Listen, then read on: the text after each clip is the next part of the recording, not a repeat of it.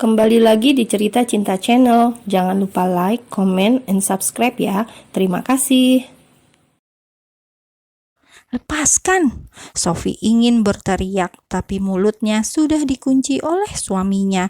Jangankan berteriak, bernapas saja ia engap. Garda benar-benar pemaksa. Ia mencium Sophie hingga wanitanya itu hampir kehabisan oksigen. Sophie yang lama-lama merasa sesak dengan sekuat tenaga mendorong tubuh Garda, namun hanya lepas sesaat karena Garda kembali menyerangnya dengan kuat. Beberapa detik kemudian, Garda memperhalus permainan. Ia mulai mengesap bibir manis itu dengan lembut. Sophie yang semula berontak terkejut sejenak. Pria kasar itu kini mencium dirinya dengan penuh kelembutan, ditambah hembusan nafas pria itu yang terasa hangat menerpa wajah Sophie. Sadar, Sof, jangan pernah goyah. Dia hanya pria arogan yang memaksamu untuk menikah dengannya tanpa cinta, gumam Sophie ketika ia mulai larut. Dia menasehati dirinya sendiri agar jangan sampai terjerat oleh buayan sang suami. Saat Sophie masih berjibaku dengan pikirannya, Garda terlihat kembali seperti biasa. Ekspresinya kembali normal dan dingin setelah melepas tautan mereka. Ia bersikap seolah tidak terjadi apa-apa pada mereka berdua. Begitu pintu lift terbuka, Garda pun pergi berlalu, meninggalkan Sophie yang terdiam terpaku di tempatnya semula. Ia masih terkejut dan syok. Pria gila, bagaimana ia begitu tenang setelah apa yang dilakukan padaku? Gerutu Sophie dengan marah. Rasanya ia ingin melabrak saja si Garda yang menurutnya berbuat sesuka hati itu. Bisa-bisanya setelah melakukan hal tersebut lalu pergi begitu saja. His, rutuk Sophie sembari memegang bibirnya sendiri, terasa lebih tebal dan kebas. Tunggu, teriak Sophie dengan lantang, namun langkahnya mendadak terhenti ketika Garda juga berhenti sejenak karena sedang berbincang dengan seseorang. Sepertinya orang tersebut orang yang cukup penting, terlihat dari wajahnya yang berkarisma dan pakaian rapi. Mungkin seorang pejabat atau bahkan relasi kerja suaminya. Sophie pun mendekati Garda yang masih serius berbincang dengan lawan bicaranya. Dengan perlahan ia berdiri di sisi suaminya itu. Garda melirik Sophie sekilas. Kenalkan, ini istri saya. Garda memperkenalkan Sophie pada rekan bisnisnya. Ia merangkul pundak Sophie seolah-olah mereka seperti pasangan yang mesra dan harmonis. Keduanya saling berkenalan dengan singkat. Setelah itu, mereka langsung undur diri dengan alasan masih ada yang harus ia lakukan. Sambil jalan, Sophie terus saja mengomel, tapi dengan suara yang amat pelan. Lebih tepatnya, ia bergumam pelan. Masih dengan masalah yang sama, yaitu tragedi di dalam lift. Ia masih tidak terima dengan perlakuan Garda yang seenaknya tadi. Entah mengapa harga dirinya menjadi sangat terluka. Pokoknya ia ingin melampiaskan kemarahannya, tapi sayang tidak bisa. Habis dicium lalu ditinggal, ia merasa diremehkan. Setelah sampai lobi, barulah Garda memandang ke arah istrinya. "Rapikan pakaianmu," seru Garda dengan sangat dingin. Tatapan matanya tidak menyiratkan cinta sama sekali. "Mau dirapikan bagaimana lagi?" protes Sophie yang merasa penampilannya sudah sangat rapi. Ia rasa tidak ada yang perlu diperbaiki. Kalaupun ada yang diperbaiki, itu adalah sikap Garda sendiri. Sophie lantas memandang kesal pada sang suami yang super arogan. Sementara itu, Garda yang melihat Sophie yang tak mengindahkan perintahnya, ia pun otomatis mendekat. Hal itu sukses membuat Sophie beringsut berjalan mundur. Baginya, bersama Garda, banyak hal tak terduga yang akan menimpanya. Sebelum itu terjadi, Sophie akan sedia payung sebelum hujan. Sebisa mungkin, ia akan menghindari segala bentuk yang akan menimbulkan sentuhan dari suaminya.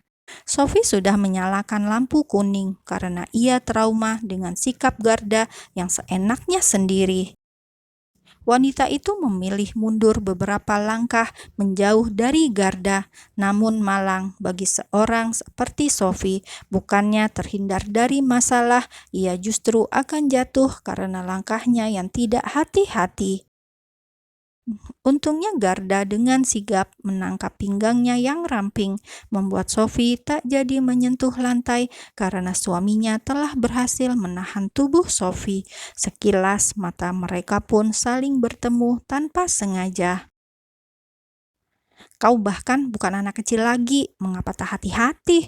omel Garda dengan sedikit marah. Ia marah bukan karena membenci Sophie, namun justru khawatir dengan istrinya tersebut. Akan tetapi, Sophie terlanjur salah paham.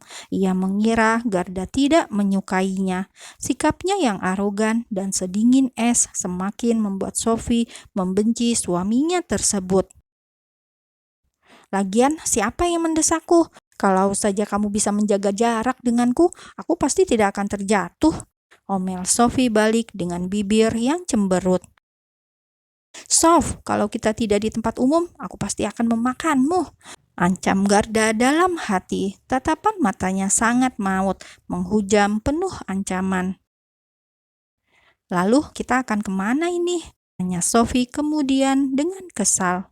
"Nanti kamu juga akan tahu sendiri. Ayo naik, mobilnya sudah datang," seru Garda. Setelah itu, ia pun masuk dalam sebuah mobil mewah, bukan limosin yang mereka tumpangi semalam, tapi kendaraan pribadinya yang lain. Entah apa lagi yang akan ia pamerkan kepada Sophie istrinya, atau justru inilah gaya hidup Garda yang sebenarnya, glamor dan sangat berkelas. Secara dia adalah orang kaya dan terpandang, bukan masyarakat biasa ataupun rakyat jelata. Jadi wajarlah bila ia bergaya hidup layaknya sultan. "Milik siapa lagi nih?" gumam Sophie dengan perasaan kesal dalam hati. Ia jengkel pada Garda karena cara bersikap pria itu terhadap dirinya sangat jauh berbeda dengan cara Juna memperlakukannya. Bagaimana nasib Juna? Tiba-tiba Sophie memikirkan pacarnya itu. Selama sepanjang perjalanan, keduanya bagai dua orang bisu. Tidak ada kata yang keluar dari bibir masing-masing. Sophie tenggelam dalam lamunannya, sedangkan Garda sedang memikirkan banyak hal. Memikirkan rencana pengembangan resort di Dubai, Raja Ampat, dan banyak lainnya. Belum lagi belakangan ini hatinya terlalu dipenuhi dengan Sophie, hingga ia tidak fokus dengan masalah yang lain. Hampir 1 jam mereka berada dalam mobil sampai akhirnya mereka tiba juga. Kini mereka berdua sudah berdiri di depan sebuah rumah yang mungkin bukan rumah biasa. Bangunannya sangat besar dan megah, dihiasi cat berwarna keemasan, dan disanggah banyak pilar-pilar yang menjulang dengan gagah. "Rumah siapa ini?" Sophie bertanya-tanya dalam hati. "Masuklah, jangan hanya diam di situ saja," seru Garda dengan galak. Garda ini sebenarnya menyukai Sophie, namun ia tidak tahu bagaimana caranya bersikap. Begitulah seorang Garda, ia jatuh cinta dengan cara yang berbeda.